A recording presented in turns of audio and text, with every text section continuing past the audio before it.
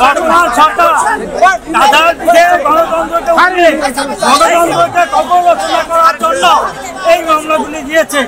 এই মামলাগুলিতে আমরা ইতিপূর্বে জামিনের আবেদন করেছিলাম, কিন্তু সিএম আদালত বলেছে এটা গ্রহণযোগ্য নয়।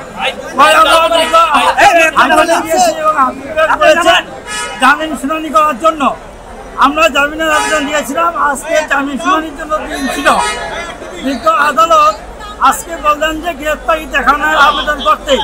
আমরা সেটাও করেছি, 9টা মামলায় গ্রেপ্তার দেখিয়েছে এবং আগামীকাল 1টার সময় 9টি মামলা জামিন শুনানি। আমরা বলেছি উনি বয়স্ক, অসুস্থ, 76 বছর বয়স্ক, হাঁটতে পারেন না, 5 কেজি ওজন কমেছে। একজন অসহায় অসুস্থ মানুষকে গণতন্ত্রকে ধ্বংস করার জন্য, কবরস্থ করার জন্য আজকে জেল রাখা হচ্ছে। আগামীকাল জামিন শুনানি হবে, আপনারা থাকবেন ইনশাল্লাহ। আমরা মনে করি এই জামিন শুনানি বিলম্বিত করা একটা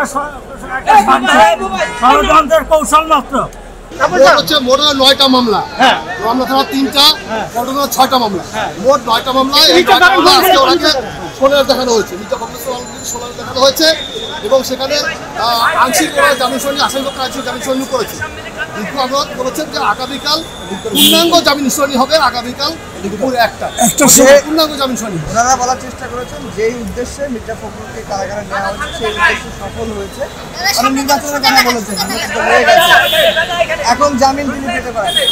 দেখুন, এটা হচ্ছে ওনারা বলে রাজনৈতিক কথাবার্তা, এটা ওনাদের কথা হচ্ছে। আসলে এরকম কোনো উদ্দেশ্য গভর্নমেন্টের কোনো উদ্দেশ্য নাই, রাষ্ট্রপতির কোনো উদ্দেশ্য নাই। কোনো উদ্দেশ্য প্রণোদিত হয়ে মির্জা ফখরুল ইসলাম সাহেবকে গ্রেপ্তার করা হয়নি।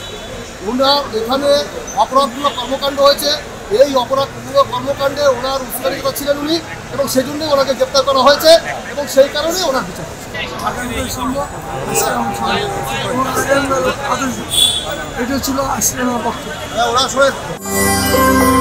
সত্য, বস্তুনিষ্ঠ ও নিরপেক্ষ দৈনিক জনবাণী।